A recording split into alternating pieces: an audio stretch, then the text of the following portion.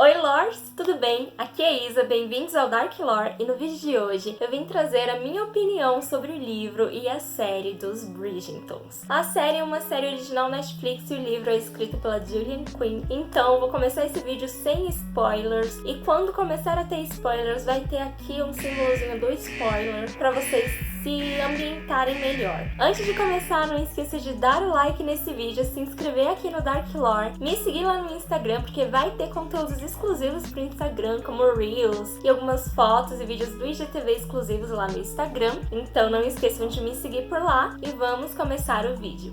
Bora! Essa história vai começar em Londres de 1817 e vamos acompanhar uma família de 8 irmãos e uma mãe, que é a família Bridgerton. Cada temporada e cada livro é baseado em um dos filhos da família Bridgerton e o último livro da mãe da família Bridgerton, encontrando algum par. Então, na série, a primeira temporada é dedicada ao romance da Daphne, que é a irmã mais velha das mulheres, mas é a quarta filha na ordem cronológica, e do Simon, que é o duque da cidade onde eles moram. Então, a família Bridgerton ela é composta pela mãe, a Violet, que é uma viúva, e como eu disse, seus 8 filhos que vão da ordem de ABCD até a letra H. A história vai começar quando a Daphne vai ser apresentada à alta sociedade de Londres e vai estar disponível para se casar. Esse é o primeiro baile da Daphne e ela tem a certeza que ela não quer terminar esse ano e essa temporada de bailes sem encontrar um par, porque o sonho da Daphne é se casar, ter uma família e encontrar o amor que ela via na sua mãe e no seu falecido pai.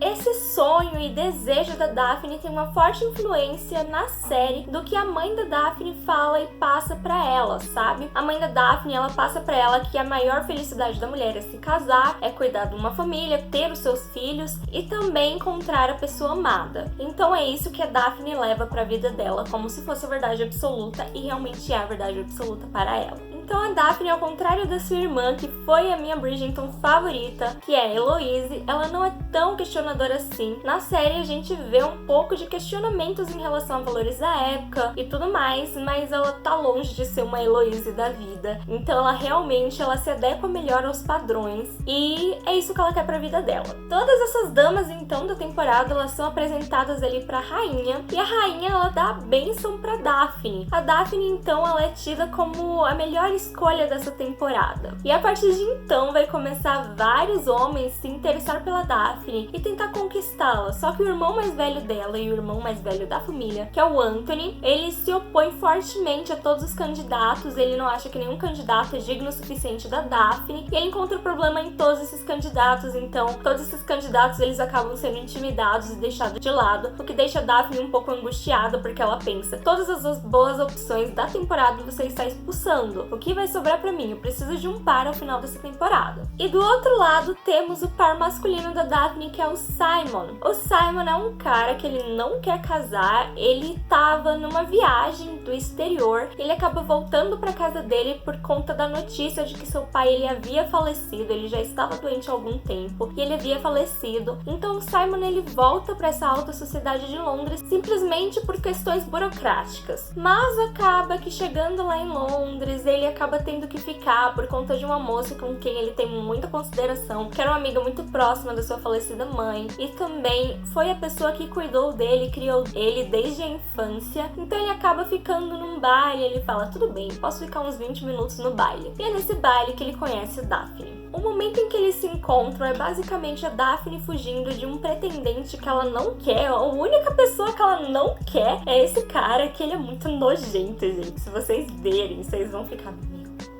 sai daqui. Enfim, a Daphne fugindo desse cara que é super insistente, não desiste, e o Simon fugindo das mães que no momento em que ele pisa no salão de festa, começa a aglomerar de mães e filhas ao redor dele, querendo apresentá-las, querendo que ele encontre sua noiva, então ele dá uma fugida. E a Daphne então, ela tá olhando pra trás, ela tá desesperada e ela acaba tombando no Simon. E o Simon, ele olha pra ela vai lá e começa a puxar assunto com o Simon pra fingir que ele está a cortejando, pra então esse outro homem não ficar no pé dela. Acontece que o Simon, ele acha que é mais uma das muitas tentativas de dar em cima dele. Ele acha extremamente deselegante, ela tá dando em cima dele sem nem ter sido apresentada pela mãe. E ela pergunta quem ele é, e ele não consegue acreditar que ela não saiba que ele é o Duque. que acabou de voltar, mas ela realmente não sabe. Até que chega o Anthony, o irmão mais velho dela, e fala com o Simon, eles dois são amigos muito próximos, então ele acaba descobrindo que realmente a Daphne não sabia quem ele era e ela realmente só estava fugindo daquele pretendente que ela não quer. E a história ela começa a engatar quando o Simon ele propõe um acordo a Daphne. Qual seria esse acordo? Ele quer se livrar das mães durante esse período que ele está lá na cidade por conta das burocracias, ele quer se livrar das mães desesperadas para casar suas filhas e a Daphne ela quer mais pretendentes que ela goste. Então ele acaba propondo um acordo para Daphne. Você quer mais pretendentes e eu quero me livrar das mães. Então que tal se a gente fingisse estar se cortejando para que os homens começassem a te notar mais, já que um duque está te notando, e para que as mães entendessem que eu estou interessado em alguém, então não ficassem aos montes em cima de mim. Eu ia ter sossego e você ia ter pretendentes. A Daphne ela aceita esse acordo e a partir de então é onde a história de fato vai começar. Antes de começar os spoilers, eu vou falar um pouco sobre personagens em destaque. Vamos lá? Nessa primeira temporada temos um destaque muito grande no Anthony, que é o irmão mais velho da família. Ele não tem a intenção de se casar, ele é uma pessoa que gosta de ficar com mulheres, mas ele já tem uma amante favorita, que é, na verdade, a única pessoa com quem ele está se relacionando atualmente, que é uma personagem que eu esqueci o nome, mas vai estar aqui embaixo qual é o nome dela. Ela é uma cantora de ópera e ela então está numa posição mais abaixo do que ele, que é uma das grandes famílias influentes, mas ela ama ele assim como ele ama ela. Acontece que ele não pode assumir um relacionamento com ela por conta da honra, por conta dos valores, por conta do nome da família dele. Ele acha que isso estragaria não só o futuro dele, como estragaria o da família. A maior preocupação que ele tem é justamente desonrar o nome da família. Então ele não vai assumir essa mulher. Então nessa primeira temporada vemos um pouco como isso vai se desenrolar, lembrando que a segunda temporada vai ser dedicada ao Anthony. Outra irmã que tem muito destaque nessa temporada é a Daphne e também o seu pretendente Simon, afinal essa temporada é deles. E como eu já falei um pouco mais lá atrás sobre eles, eu não vou entrar novamente em assunto para não acabar dando spoiler. Outra irmã que tem muito destaque nessa temporada é a Heloise, que é a minha irmã favorita. A Heloise é uma garota que vive se questionando sobre os valores da época, que vive se questionando do porquê as mulheres têm que casar, do porquê as mulheres não podem ser escritoras, do porquê as mulheres não podem ter uma carreira de sucesso, por que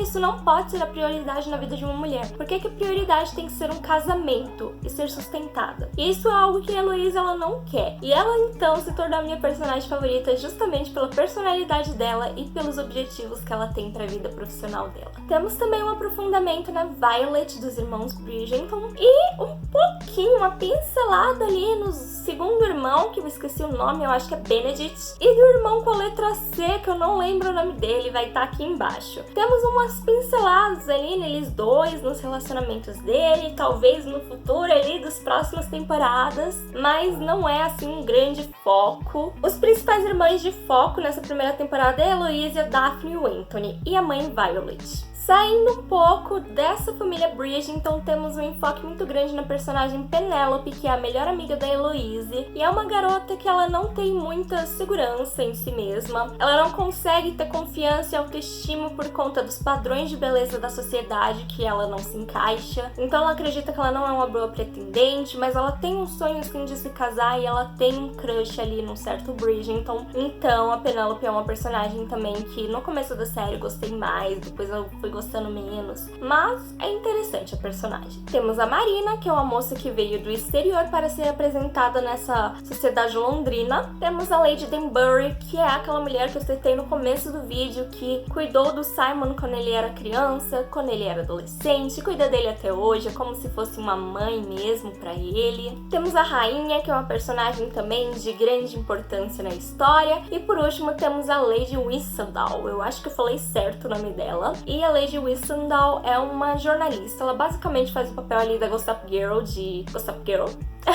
E ela escreve cartas sobre fofocas da alta sociedade. E ela é uma jornalista que é uma jornalista anônima, esse não é o nome real dela, e que aviso aqui, caso você queira, você ligue para spoilers e tenha vontade de ler os livros, leia até o quarto livro, porque já fiquei sabendo que a identidade que foi revelada para nós no último episódio da primeira temporada só é revelada para os leitores no quarto livro. Então se você se preocupa com spoiler, não assista essa temporada antes de ler o quarto do livro da série. Agora eu vou falar um pouco sobre as principais diferenças de algumas outras histórias de época. Uma das diferenças é a inclusão de personagens negros na alta sociedade. A gente tem a rainha, que é uma personagem negra, a Lady Danbury, o próprio Simon, o pai do Simon, lembrando que o Simon, o pai do Simon e a mãe do Simon são negros e eles são duques e duquesas. A rainha é negra, né? Essa Lady é negra. A costureira da alta sociedade é uma mulher negra. Então tem uma presença muito grande de personagens negros na alta sociedade e na história como um todo. E eu achei isso muito legal porque eles não estão ali em papéis de escravos, em papéis de serviçais, em papéis de empregados, eles estão em papéis que realmente são papéis renomados, são papéis ali do elenco principal, são papéis de grande importância. E isso foi muito legal, principalmente por se tratar de uma história de romance de época. Outra inclusão que tivemos é de um personagem que também é da alta sociedade e ele é gay. Ele é casado com uma mulher de fachada, mas ele é um personagem gay e ele namora, na verdade é amante, né, que se chamavam, de um outro homem da alta sociedade que também é casado de fachada. Temos bastante críticas à sociedade da época, como no primeiro episódio já começamos com uma cena onde a mãe ela tenta apertar o espartilho da filha pra ela ficar mais magra. Ela força o limite do impossível ali pra filha e a filha acaba desmaiando no meio do baile por conta do espartilho estar muito apertado. Isso era algo que acontecia realmente na época, que pessoas morriam por conta de espartilho. Então, assim,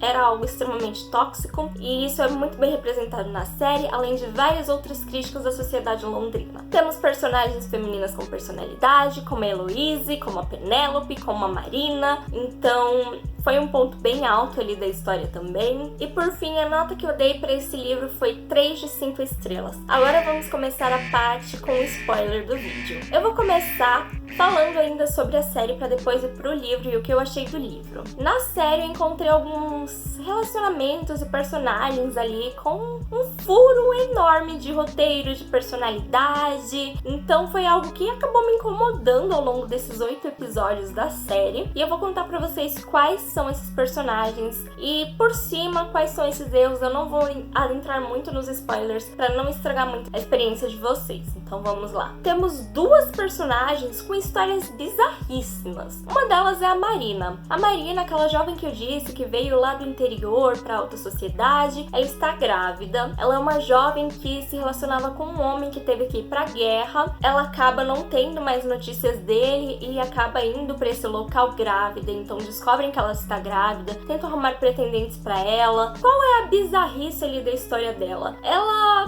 basicamente é uma pessoa muito repetitiva. Foi muito legal eles colocarem essa situação de como era a gravidez sem um pai nessa época, a gravidez antes do casamento, como era visto, o que a mulher tinha que passar, e foi uma mensagem bem legal. Eu achei a personagem importante para a história, mas ao mesmo tempo eu achei ela um pouco vaga, um pouco vazia, repetitiva. Ela só sabia falar desse homem, ou então, sabe, recusar pretendentes. Eu achei uma personagem um pouco vazia. Eu acho que poderiam colocar mais camadas nessa personagem, mais sobre a personalidade dela. Parece que, não sei, que tem algo errado com essa personagem. Eu comecei gostando bastante dela, terminei não gostando tanto assim, então eu achei ela esquisita. A segunda personagem que eu achei incoerente foi a Sienna. A Sienna é aquela bailarina que eu falei, que gosta do Anthony. Eu já descobri que a Sienna ela não está nos livros, então talvez por isso que tenham dado esse desenvolvimento, mas eu acredito que se fosse pra deixar do jeito que ficou, seria melhor não ter colocado essa personagem, ter colocado mulheres aleatórias ali, sem sentido nenhum na história, só pra falar que o Anthony é pegador. Mas o que acontece? O relacionamento do Anthony e da Sienna, ele é bem complexo, ele é um relacionamento que pelo menos eu gostaria que fosse desenvolvido na segunda temporada, que desse certo, assim como deu certo outros relacionamentos que não poderiam ter dado certo, mas deu. Então, basicamente, a Sienna, ela não pode ser assumida por conta da posição social dos dois serem posições diferentes, e o Anthony, ele não tem a coragem necessária para enfrentar a sua família, enfrentar a sociedade, arriscar tudo pela Sienna. Então, ele simplesmente chega num determinado ponto da história em que ele larga a Sienna, mas depois ele se arrepende e volta atrás dela para ser uma amante, e ela já não quer mais isso. Ela fala: não, se você não tem coragem de me assumir, eu não quero mais nada com você. Acontece que em determinado ponto da história ele simplesmente toma essa coragem. Ele vai assumir ela, ele quer ficar com ela, ele quer apresentá-la para todos como se fosse a futura esposa dele. E a partir de então que começa a ficar bizarra a história dessa personagem, porque ela conseguiu o que ela queria, ela ama ele, ela conseguiu que ele assumisse ela, e a partir de então ela começa a tomar decisões que não fazem o menor sentido, como expulsar ele da vida dela, encontrar outros homens. É uma coisa assim que não faz o menor sentido. E acontece. Uma terceira personagem que eu também achei que foi muito rasa, não entendi muito, foi a rainha. A rainha é uma personagem extremamente superficial, rasa e, sabe, sem graça. Mas eu notei que teve um pouco de aprofundamento dela ali no finalzinho da temporada, em relação ao marido dela, em relação ao passado dela, que talvez seja melhor explorado nas próximas temporadas. E por último, com spoilers, eu gostaria de falar sobre o Simon e a Daphne. O Simon, ele é um garoto que não quer ter filhos, e a Daphne simplesmente não respeita isso. Ela acaba fazendo uma coisa super errada e tratando ele como se fosse ele o errado, como se ele a gente tivesse enganado, sendo que foi uma coisa que ela colocou na cabeça dela sem ele nunca ter falado. Ela criou expectativas sobre algo, teorias sobre algo que ele não disse e o acusou como se ele tivesse dito. E isso foi extremamente babaca da parte dela, sabe? E parece que ninguém nota isso, que ela também estava sendo muito babaca. Enfim, eu achei que se resolveu de uma forma muito superficial e não gostei tanto dessa parte da história. Eu vou ler pra vocês um pouco sobre os momentos do livro que mais me incomodaram ali nas primeiras páginas, então vamos lá. Já beirando 50 anos, assistir a seus amigos, todos duques e condes, produzirem um herdeiro após o outro. Alguns tiveram de se contentar com o nascimento de meninas antes de conseguir gerar um precioso menino, mas no fim todos garantiram que sua linhagem continuaria, que seu sangue passaria para a geração seguinte da elite inglesa, mas não o Duque de Hastings. Embora sua esposa tivesse concebido 5 vezes nos 15 anos de casamento, apenas 2 gestações vingaram e ambos os bebês nasceram mortos.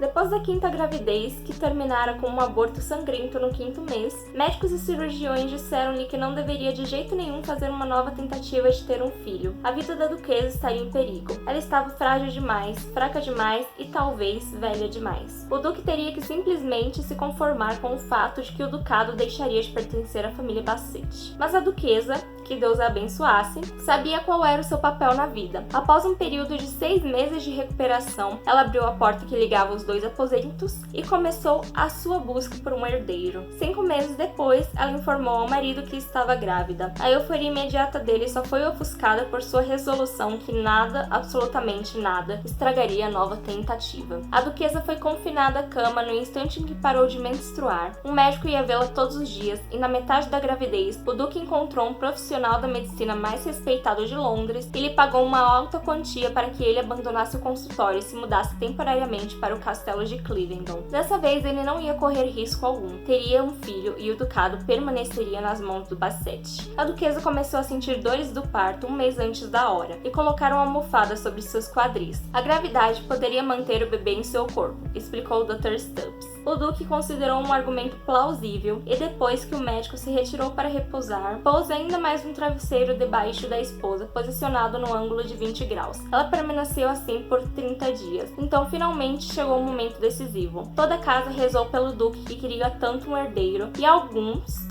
se lembraram de rezar pela duquesa, que continuava magra e frágil apesar da sua barriga ter se tornado redonda e larga. Todos tentaram não nutrir muitas esperanças, afinal a nobre já havia parido e enterrado 2 bebês. E mesmo que conseguisse dar à luz a um bebê vivo, poderia ser uma menina. Quando os gritos da duquesa ficaram mais altos e frequentes, seu marido se dirigiu aos aposentos, ignorando os protestos médicos da parteira e da criada. O local estava coberto de sangue, mas o duque fazia questão de estar presente quando o sexo do bebê fosse revelado. A cabeça do feto apareceu, seguida de ombros, todos se inclinaram para a frente a fim de observar enquanto a duquesa fazia força e empurrava, até que o duque soube que Deus existe e ainda sorriu para os Bassettes. Esperou um instante para que a parteira limpasse o bebê, então pegou o menino nos braços e se dirigiu ao salão para exibi-lo. "Eu tenho um filho", um filho perfeito. Você é perfeito. É um bacete e é meu. Queria levá-lo para fora do castelo a fim de provar a todos que finalmente havia gerado um menino saudável. Mas como no início de abril o clima estava um pouco frio, deixou que a parteira o devolvesse aos braços da mãe. O duque montou em seus cavalos premiados para comemorar, desejando a todos que pudessem ouvir a mesma boa sorte que tiveram. Enquanto isso, a duquesa, que não parara de sangrar desde o parto, ficou inconsciente e por fim faleceu. Então essa é a cena inicial assim do livro, e é uma cena um tanto quanto pesada, porque literalmente a vida de uma mulher não vale nada, tanto pela morte da duquesa, que